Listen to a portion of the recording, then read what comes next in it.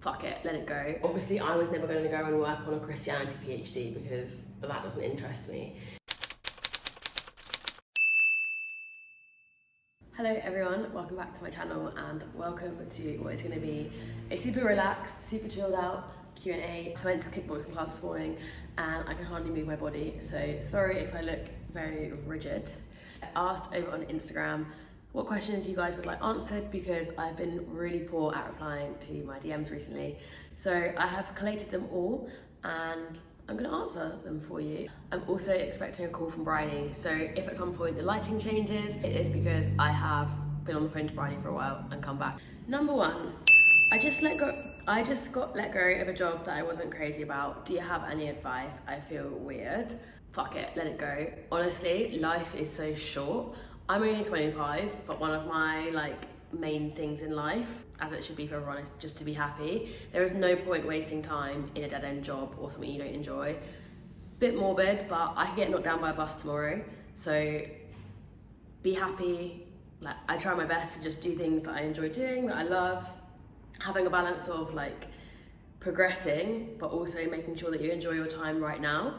It can be really hard, but honestly, let it go. It wasn't meant for you. What is meant for you will not pass you by, I think is the saying. Bryony's calling me, so I'll catch you in a bit. The next day. Hello everyone. As you can tell, it's a new day and I'm in a new location. I'm sat near my desk because the lighting is good and it's cool here. Cool-ish, the Amazon is currently on fire. Yesterday, got sidetracked, was on the phone to Bryony for hours, didn't film anything.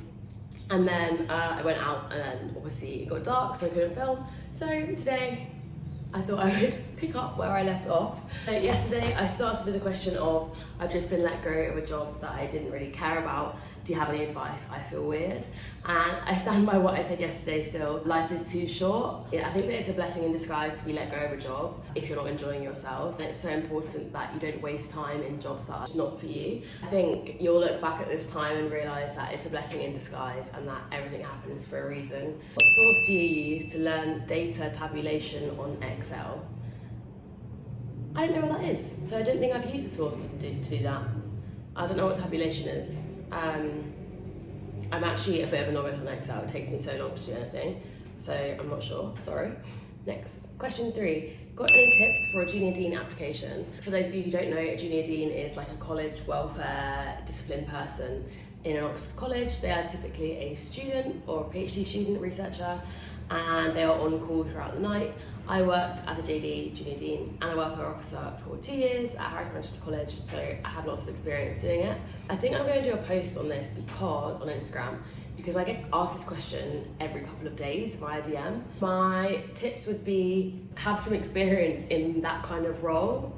You need to have a welfare history or something to show that you have worked with students before, and apply to as many jobs as you can, because I think I applied to every single JD job that I saw. In the end I got offered 2, but I applied to I think about 20. Someone asked, tips for St Cross freshers. I'm worried about its lack of funding and how new the college is. I think having a positive framing of any scenario in life is so important. So I wouldn't worry if I was you. Yes, St Cross doesn't have as much money as the other older colleges like Trinity and Balliol, but they still have a pretty significant amount of grants compared to other colleges of their endowment size. Newness of a college doesn't make any difference. Reuben is a new college, but everyone who's there really likes it. So yeah, I think worrying before you've gone somewhere is just not a good idea. Try and reframe your mindset. Someone asked, tips for learning Spanish. I'm starting a PhD in the new year with South American fieldwork. Speak it as much as you can. Whenever I go home to England and I'm not in Ecuador, I lose so much vocab. So speak whenever you can. Find people that also speak the language that you're learning or speak Spanish. Try and learn via a variety of different ways. So I use Duolingo. I have some books and stuff. I write down every single new word that I learn. I did some classes with Lingoda, and I also did the courses that are provided by university, so definitely look into those. They were fully funded by my college. Going back to the previous question about St Cross not having much money, they've paid for all of that. They've given me grants every year for fieldwork, so don't worry about that. Try as many different ways as you can to learn it and persist. I still am an absolute novice. My Spanish is not great and I've been learning for over a year now. But yeah, persist with it, be patient and write everything down. Someone says, have you ever spent 1 month without working on your thesis? Yes, I took my first and second year at uni in my DPhil far too easily. Now I'm having repercussions. So yes, I have. Wouldn't recommend it unless you're taking a big long break. In that case, I recommend it if you've worked hard up to it, but it's also very hard to come back to something once you've taken a long time off. So I'd recommend working little and often on your thesis, which is what I do now. Next up, Carla asks, maybe a stupid question, but how do you find a relative PhD position? I'm not sure I'm a fan of this question because it will only be relevant to you if you like that topic. So obviously I was never going to go and work on a Christianity PhD because that doesn't interest me. You should be excited about a PhD or a DPhil project that you see, that you want, and they're not light-hearted things. You have to go into it knowing entirely that you want to do it because it's at least 3 years, probably 4 years of your life. So you'll know when you see a topic that you're super interested in, or you can develop your own with a supervisor in your own interest field, but obviously just go for one that you are excited about doing. Next up, someone says, does all of your confirmation document include 7,000 words, or is it just the report? For those of you who don't know, I have just submitted my confirmation of status report, or my overview, which is a mini viva that you do 3 terms before you submit your PhD thesis or DPhil thesis. And I actually only had to submit 2 pages for that. So it's super short, just an abstract of each chapter and my progress so far. Other thing that they're talking about is a document that I'm working on, that is one of my papers. So no, the COS report is much smaller than your transfer report that you do at the end of your first year. I think that was about 20,000 words, maybe. Next up, someone asked how to manage final year blues. I don't know. Come back to me when you know, because I've loved doing my DPhil and I'm already sad that it's going to be ending very soon. I was absolutely heartbroken when I left Nottingham in my undergrad. I cried for a long time, and I think post-university depression, not that I had that, I was not depressed, but I think post-university depression is quite a big thing that people don't speak about. I'm not sure how to manage the blues, and I'm sure they're going to get worse as I go through my final year and get closer to ending my PhD. But I guess find things that you love to do, make sure that you have plans to keep busy when you finish, and keep in contact with all of your people and your friends that you've made. That's probably the most vital thing. When is the best time to do a PhD? In your 20s or later in life after more experience? I'm not a genie, I don't know everything, and people ask me questions like this and I don't know. Obviously I started my PhD at 22, that's very young. I was one of the youngest in my cohort. I always knew I wanted to do a PhD, so for me there was no point in waiting until later in life. It completely depends on your life scenario, what you want from your career, from your family life and everything. That is such an isolated, independent question that I can't advise. I'm super glad that I did mine when I did, but there are people on my course who are in their 40s, so it really doesn't make a difference. And at the end of the day, getting a PhD is a massive feat. It doesn't matter if you do it when you're 12 or 72. Either way, it's a huge accomplishment. Someone asked, have you ever seen anyone pursue a STEM PhD after doing a humanities degree?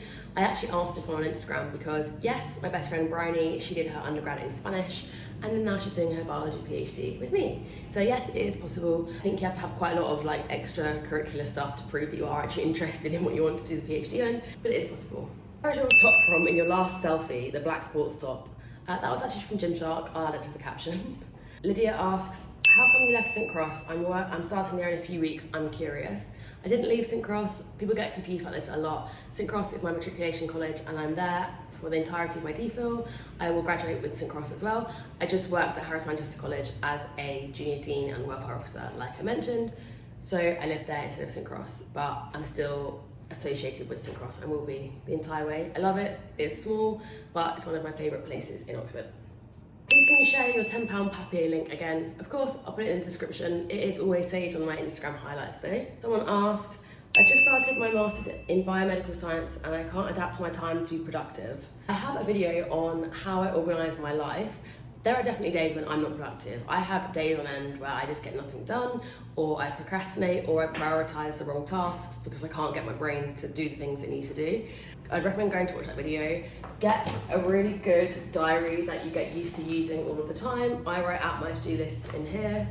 Use an online to-do list and figure out when you work best. So I work best early in the morning and late at night, not really in the daytime, which is a bit of a nightmare. So you figure out when you work best and use that to your advantage. Someone says, can you make a series on before you start a PhD? Follow my Instagram, I'll put it on the screen. And there's something very similar to that coming very soon. Someone asked, do you write chapters for your PhD or is it made up of articles?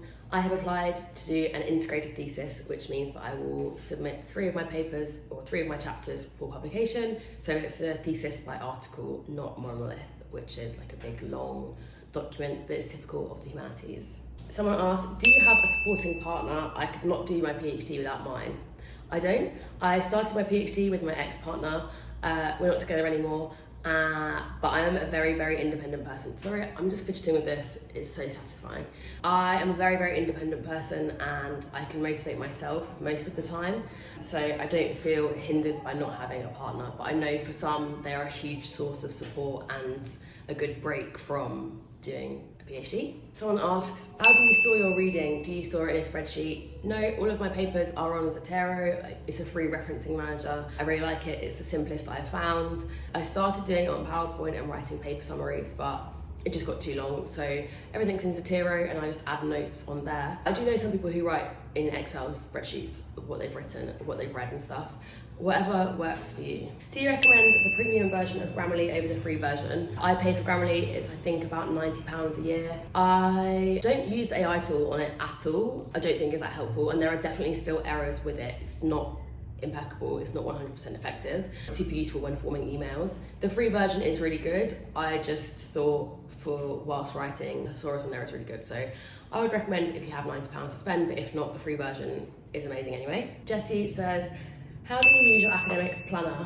For those of you who don't know, I have an academic diary from Papier. It looks like this. I love it. Every day I write down what I need to do that day. You can tell I haven't done the things from Wednesday and it's now Friday. So I've got Wednesday, Thursday, Friday to do today.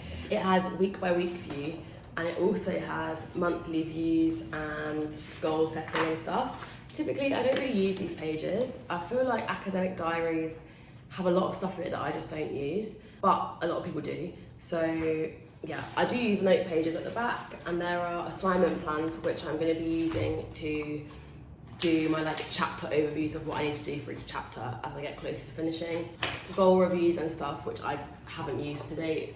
I basically just use it as a to-do list, but I find it really useful to have everything in one place, spread out week by week view. I also, from Papier, really like these, which are the weekly layout pads, and you can write on those. These are undated, so these are good if you don't use one every week, and they also have a to-do list on the edge. So either of those I really like.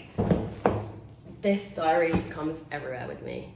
I'm talking everywhere, it's always in my bag. I use my Apple Calendars app for my actual diary or calendar, if that makes sense, where I need to be and when for all my meetings, and then this is just for to-do lists. Someone asks, can we use Grammarly for academic publications?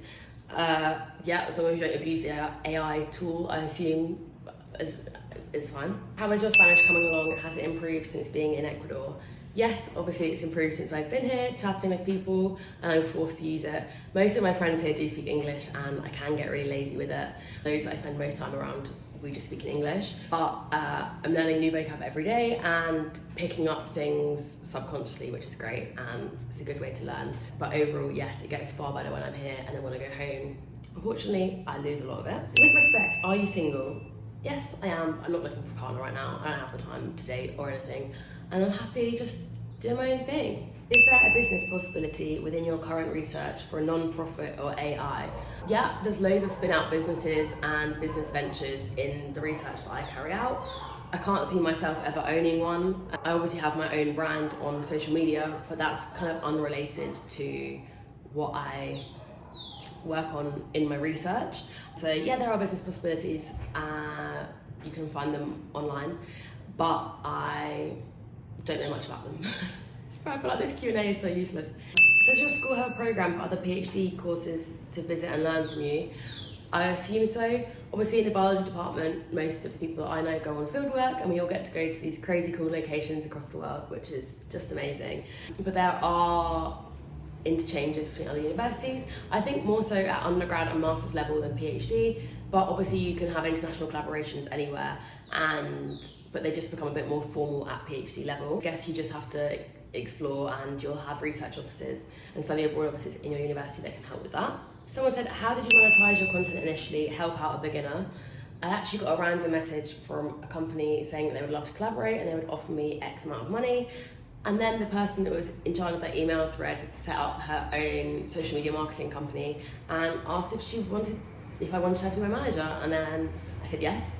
I'm actually no longer with her. She rebranded and I'm now with a different company who are absolutely incredible. Initially, I just collaborated with a social media marketer who took on all of my contact details and stuff and then liaised with brands. Bella asks, what would you do differently if you knew you could start again? I'm going to do a series on this on Instagram, so go and check. But not very much. I would maybe work a bit harder in the start of my second year, but there aren't many things I would change because I've absolutely loved my DPhil experience so far. But I'm going to do my grad school 101 starting a PhD series on Instagram, and that'll be full of tips for anyone who's starting this year. I don't know if you're currently in a relationship, but do you have any advice on handling long distance? I have had a couple of partners who I've been long distance with over the years. I guess now it's a blessing that we have FaceTime and stuff, and super useful to have. I guess honesty and trust is the biggest thing in a long distance relationship, and not needing to talk all of the time. I think if you're reliant on a partner for your happiness, that's bad vibes anyway. But if you rely on speaking to them all of the time, that's also quite draining for both of you. Obviously this is independent and dependent on your relationship, but make sure that you don't need to speak all day every day, but when you do speak, it's quality time. Make sure you always have something in a diary, even if it's months in advance. I don't know how often you can see your partner, the person that asks this, but make sure you always have something planned or timed together. Netflix party is also great. It's split screens and you both watch the exact same thing at the same time, and you can type in the chat on the screen, and when they pause it or you pause it, it pauses theirs.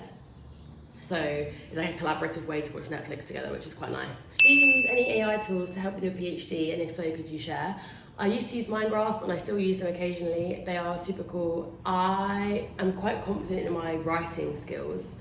I just use AI to just like shorten it, and I asked ChatGPT for coding help. But other than that, I don't know of any AI platforms really. I guess ChatGPT is the biggest one, and I feel like all students are using that now. I think we also have to put an AI statement in our thesis, but I'm not sure. I'm an incoming master's student at Oxford. Any tips? Please check my Instagram. I have a whole bunch. Obviously, I don't have a master's, so I can't really help with master's specific questions, but I do have Oxford specific tips. So if you go and check on Instagram, check over there. But main thing would be say yes to everything and make the most of your time there, because time absolutely flies. And I know that people on a master's feel it even more so than a DPhil student. So yeah, make the most of your time there. Take on new things, try new societies, try everything, make the most of the colleges, do all of the libraries, just soak it all in. Which tools or apps would you recommend for a PhD review, literature review? Completely depends whether you're doing a systematic review or not. I've done mine entirely on Word. I use Rianne for abstract screening, but I'm writing a systematic review, so that's a bit different. Reference-wise, just Zotero. I'm not sure other than that, because I've just done mine by hand, well, on my laptop, but not used any other tools. Anna asks, I want to do a PhD in Oxford. Is it expensive? I have limited funds. Yes, Oxford is the second most expensive city in the UK behind London. It is extortionate, crazy expensive. I love being in Ecuador because it's far cheaper. Crazy, crazy, crazy money. So please make sure that you do some research on the finances before. Oxford have really useful resources on typically how much students spend every month, every 2 months, every year, with a breakdown of whether they have a lot of money or they're from an access background. So definitely check that out. It is a very expensive city, in summary. How do you deal with missing your family and friends while being abroad? Obviously, I'm quite experienced in this now, and there are times when I really struggle with this. I miss my best friends a lot, and it hurts my heart occasionally to see them all out without me. But I know that this is the best thing for me right now, and I'm still having the time of my life. I think you can be really, really happy and content and still have times of missing people. I think that's life, and I think that's kind of beautiful. It's a bit cringy, but like the saying of how lucky I am to have something worth missing is so potent to me. I have photos of my friends and family all around my house. I'm looking at them now. I have I reckon over 100 photos of my friends up. I call them a lot. I speak to my mum most days. I speak to my sister a lot. I speak to my best friends a lot at home. We schedule FaceTimes, and like I mentioned earlier, I'm in a long distance relationship. I think social media is a blessing now. My family know what I'm up to via Instagram, and I guess it's easier in today's day and age to be connected, more connected than ever. It's definitely got easier the more time that I've spent in the field. Now, this is my second home and I love it. I don't really get homesick. Bring things that remind you of home. I always come out with a couple of face packs and some of my favourite crisps to kind of ease the settling in to being back in the field. But other than that, realise that if you're really struggling, it's not forever. And whatever decision you make, whether you decide to stay or go, is the right one for you. By go, I mean leave the field. Like if you're really struggling, nothing is worth your mental health ever in life. There are so many people that will want to be meeting you in the field, and it's an incredible experience that you can speak about for life. And know that all of your friends and family are super proud of you for going and doing this big brave thing. How is life working in Ecuador, and can you tell us more about the anthropological side of your PhD? Life is great in Ecuador. I absolutely love it here. Like I mentioned, it's my second home and I just feel so content. I love the sun, I love the people, I love the warm weather. It's just incredible. I have the best time, and I could waffle on about my love for Ecuador forever. My mum's actually coming to visit me in February, and I can't wait to show her because she's obviously just seen it through a screen, and yeah, it's a beautiful country and everyone here is amazing.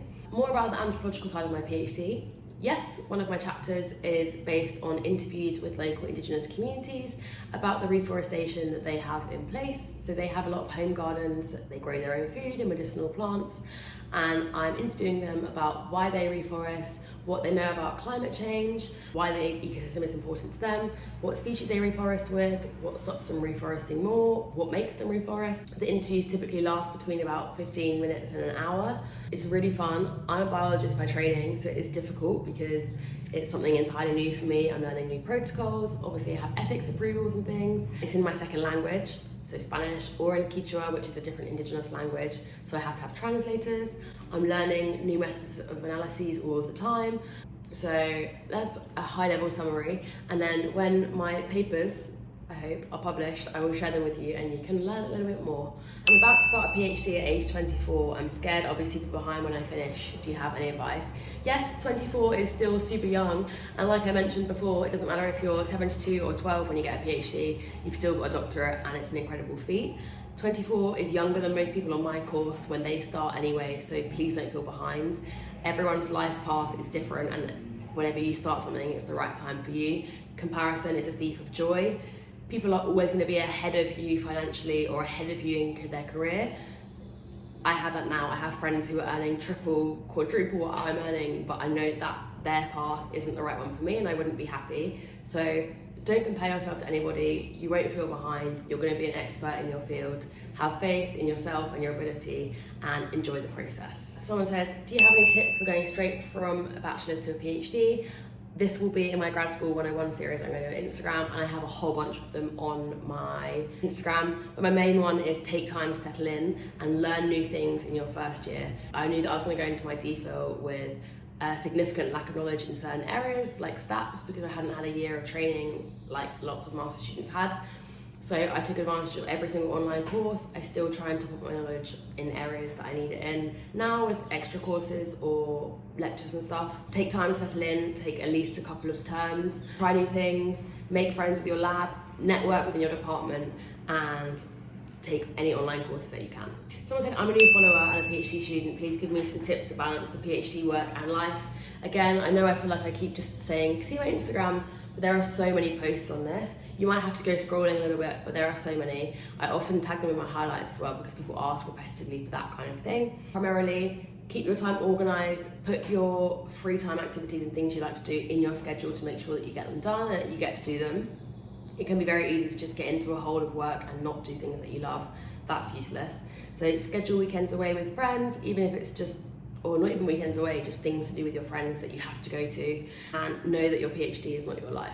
There is so much more to life than any job, any academic thing, so much more to life, and prioritising is so important for that. Final two questions are, how to prepare yourself mentally for living abroad because of grad school?